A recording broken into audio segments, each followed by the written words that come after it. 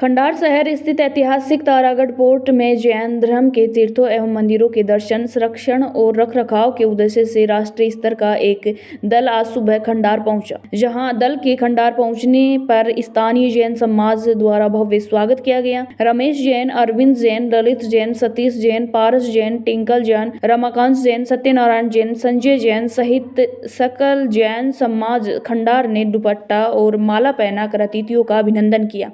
इसके बाद जुलूस के रूप में नाचते गाते सभी जैन मंदिर पहुंचे, जहां दर्शन करने के पश्चात तारागढ़ किले के लिए रवाना हुए। इस यात्रा में विश्व जैन संगठन के अध्यक्ष बाबूलाल जैन, आशीष जैन, मंत्री विकास जैन, अंकुश जैन, दीपेश जैन सहित बड़ी संख्या में पदाधिकारी मौजूद रहे। महिलाओं में राखी जैन, सीमा पाटनी, रमा जैन, रेखा बड़जात्या, अनीता जैन सहित लगभग 50 महिला पुरुष शामिल रहे। इस अवसर पर पदाधिकारियों से संवाददाता ब्रजेश त्रिवेदी ने बातचीत की।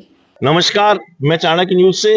तो आज हम आए हैं जो तीर्थ यात्रियों का दल जैन समाज का, जो तीर्थों के प्रचार प्रसार और संरक्षण का कार्य करता है, इसके लिए जगह जगह ये प्रवास करते रहते हैं।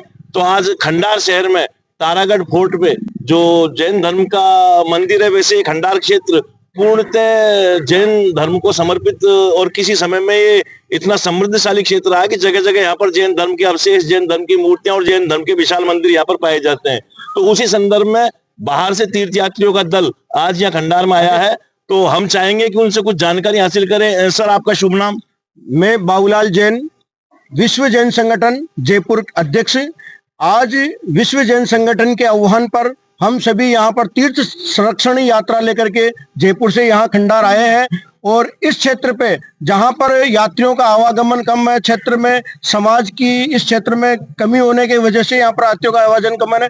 हम ये चाहते हैं कि इस यात्रा के माध्यम से एक संदेश देना चाहते हैं कि ज्यादा से ज्यादा तीर्थ यात्री क्षेत्र पे आए और जैन धर्म की जो ये संरक्षण, ये जो पुराने जो हमारे ये क्षेत्र हैं, इनका धरोहरें हैं, इनका संरक्षण हो, संवर्धन हो। जय जिनेंद्र। सर, जैसा कि हम जानते हैं, यहाँ पर जो किले के अंदर जैन धर्म की मूर्तियां हैं, ये एक ही चट्टान पर, विशालकाय एक ही चट्टान पर आदमकद रूप में महावीर स्वामी की, पार्श्वनाथ की, आदिनाथ की और शांतिनाथ की आदमकद मूर्तियां स्थापित है। और जैसा हमने सुना है और देखा है, विश्व में या भारत में कहीं भी हमें ऐसी मूर्ति नजर नहीं आई कि एक ही चट्टान पर इतनी विशालकाय आदमकद मूर्तियां मिलती हो।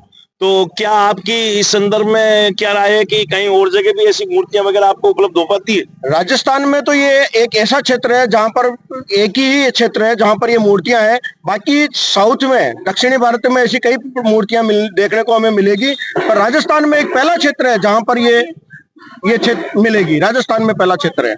जी, हमारे साथ में एक महिला भी है, आइए उनसे जानकारी करते हैं। मैम, आपका क्या नाम? मैं राखी जैन, सबको जय जिनेंद्र। मैं विश्व जैन संगठन की कोषाध्यक्ष और राजस्थान जैन सभा की कार्यकारिणी सदस्य। और मैं बहुत हर्ष के साथ ये बात कह रही हूँ कि हम लोग खंडार के दर्शन करने आए हैं। मैं पहली बार ये यात्रा पे आई हूँ, पहली बार मैं ये दर्शन करने वाली हूँ। बहुत दिनों से हमने क्षेत्र के बारे में सुना था, लेकिन दर्शन नहीं किए थे। तो आज हम ये दर्शन करके इस क्षेत्र का लाभ लेंगे, दर्शन का लाभ लेंगे, और हमें भी पता चले, और हमारे साथ साथ आपके चैनल के माध्यम से और बाकी सभी हमारे धार्मिक बंधुओं के माध्यम से हम चाहेंगे कि ज्यादा से ज्यादा इस क्षेत्र को प्रभावना की जाए, क्षेत्र की प्रभावना की जाए, सभी को बताया जाए, ताकि हम जैसे बहुत सारे दर्शनार्थी यहाँ की यात्रा कर पाए और इस क्षेत्र के आगे के विकास के लिए काम कर पाए। सभी से मेरा यही अनुरोध है कि इस वीडियो को जो भी देख रहा है वो ज्यादा से ज्यादा शेयर करे, आगे बढ़ाता रहे, प्रभावना में सबकी मदद करे। जय जिनेंद्र। जी मैम, जैसे खंडार के तारागढ़ दुर्ग पर ये जैन मंदिर जो स्थित है, बड़ा ही दुर्गम है, मतलब रास्ता थोड़ा सा चढ़ाई का है और बड़े परेशानी का रास्ता है। और समय समय पर स्थानीय स्तर पर यहाँ पर काफी प्रयास भी किए गए, उसमें सुधार के भी, मंदिर के सुधार के भी। तो क्या आपकी इस यात्रा के आने से, आपके इस दल के आने से, या आपके राज्य और राष्ट्रीय कार्यकारिणी से किसी प्रकार की मदद यहाँ के नवनिर्माण में या उत्थान में कोई ऐसी कोई मिल पाएगी?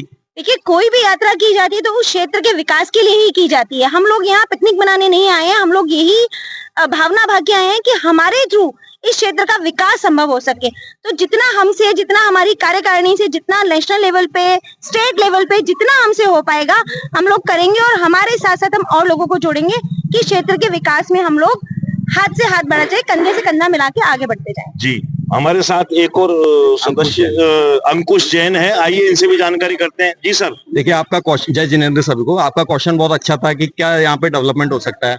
धार्मिक पर्यटन आज की तारीख में इंडिया की सबसे बड़ी ताकत है, क्योंकि जो भी हमारे पुराने जो मंदिर हैं, उन मंदिरों को ही अगर हम अपने आप में संभाल सकें तो ये हमारे लिए जो मदद का हम बात कर सकते हैं, सौभाग्य की बात है। यहाँ का लोकल जो लोग हैं उनको भी रोजगार मिलेगा। यहाँ के जो लोकल एमएलएस हैं उनसे भी हमारी रिक्वेस्ट है कि यहाँ के लिए थोड़ा फंड दें, डेवलपमेंट हो सके, ताकि बाहर से जितने लोग आएंगे यहाँ लोकल लोगों को उतना ही रोजगार मिलेगा। तो धार्मिक पर्यटन एक ऐसी चीज है जिसके थ्रू हम यहाँ पे बहुत ज्यादा रोजगार भी जनरेट कर सकते हैं और हमारा जैन समाज की धरोहर को भी बचा पाएंगे इस तरीके से। जी, तो हमारे साथ ये थे अंकुश जैन। और भी कोई इस मामले में बोलना चाहेगा? जी सर, आपका शुभ नाम सर? मेरा नाम दीपेश जैन बिंदायका है। मैं आपके चैनल के माध्यम से सबको बताना चाहता हूँ कि जो आप तारागढ़ दुर्ग पे जो इतनी प्राचीन, जो लगभग 2000 साल से ज्यादा प्राचीन जो प्रतिमाएं हैं और 1000 साल पुराने शिलालेख है जिसपे तो जीर्णोद्धार का वर्णन किया गया है, तो ऐसी जो हमारे आर्कियोलॉजिकल डिपार्टमेंट भी है और ये वन क्षेत्र के अंतर्गत में कुछ एरिया यहाँ पे आता है, तो बिना सरकार की सहायता इस क्षेत्र का जो पूरा विकास है वो कर पाना स्थानीय समाज के लिए और बाहर के समाज के लिए थोड़ा मुश्किल होता है। तो यहाँ पे जो स्थानीय एमएलए है, जो हमारी सरकार है, उनसे हमारा यही अनुरोध रहेगा कि इस क्षेत्र को ज्यादा से ज्यादा बढ़ावा दे। यात्रियों के लिए अगर सुगम अगर सीढ़ियों की व्यवस्था होगी तो ज्यादा से ज्यादा यात्री यहाँ पे आ पाएंगे। और जैसे रुकने की व्यवस्था, यहाँ पे जो यहाँ के जो लोकल समाज है अगर उसको व्यवस्था में सहयोग किया जाएगा, जो यहाँ की संपदा है उनको संरक्षण में अगर सरकार का भी सहयोग होगा, क्षेत्र का विकास तो होगा, ये निश्चित है, पर लेकिन किस गति से हो सकता है उसमें सरकार का भी सहयोग जरूरी है।